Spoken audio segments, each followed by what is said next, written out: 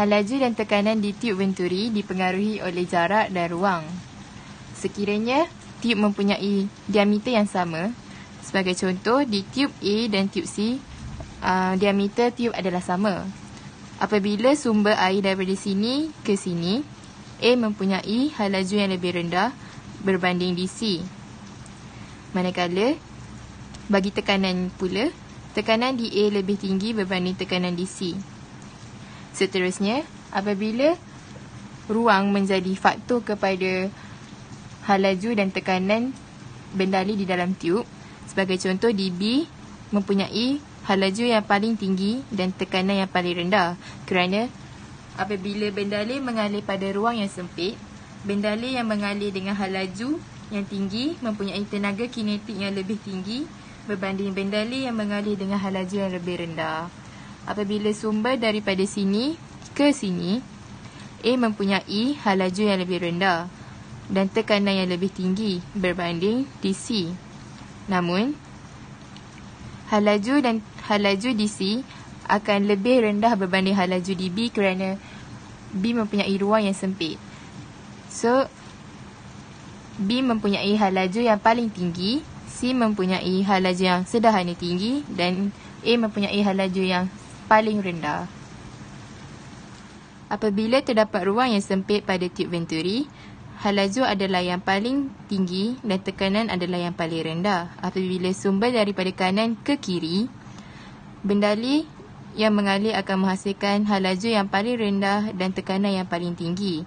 Apabila bendali mengalir daripada kanan ke kiri, hal laju di tiub ketiga adalah yang lebih tinggi daripada tiub pertama dan tekanan yang lebih rendah daripada tiub pertama. Untuk mengukur paras air, tiub pertama mempunyai tekanan yang paling tinggi. So, aras airnya adalah paling tinggi. Yang kedua adalah paling rendah dan yang ketiga adalah sederhana tinggi. Seterusnya, prinsip Bernoulli juga boleh dikaitkan dengan bentuk aerofoil. Bentuk aerofoil ni kita boleh selalunya jumpa dekat kapal terbang. Okey. Jadi kita ada udara kat bahagian bawah dengan bahagian atas.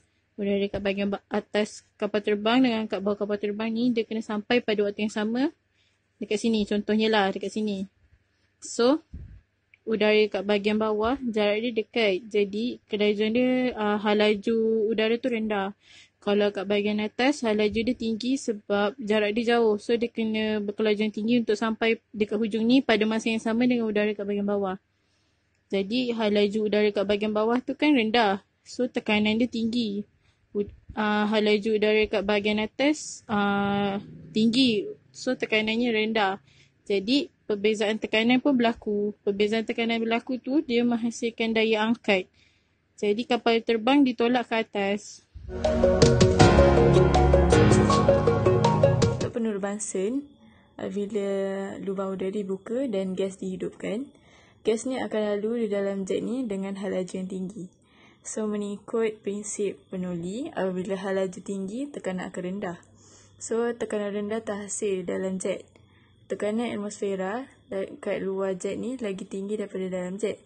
So, apabila perbezaan tekanan berlaku, udara ni akan masuk dan bercampur dengan gas. Apabila dia bercampur dengan gas, dia akan mengeluarkan api yang berwarna biru yang menandakan pembakaran lengkap. Hari sekali kita boleh mengaitkan prinsip Bernoulli dengan bekas raca serangga dan ombor. First, ombor tu akan ditolak. Jadi, udara dipaksa keluar melalui jet gas pada kelajuan yang tinggi. Jadi, hal laju udara yang tinggi tu menghasilkan tekanan yang rendah di hujung jet berbanding dengan tekanan atmosfera di dalam bekas.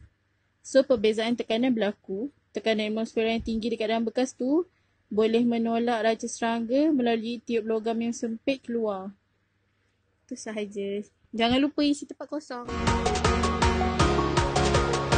Prinsip Bernoulli boleh ditunjukkan menggunakan dua buah pingpong. So, apabila straw ni ditiup, udara akan bergerak dengan hal laju yang tinggi.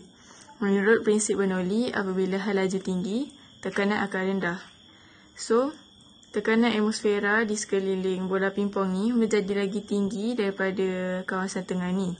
So, apabila perbezaan tekanan berlaku, tekanan atmosfera ni akan menolak bola pingpong ni untuk mendekati antara satu sama lain. So, beginilah.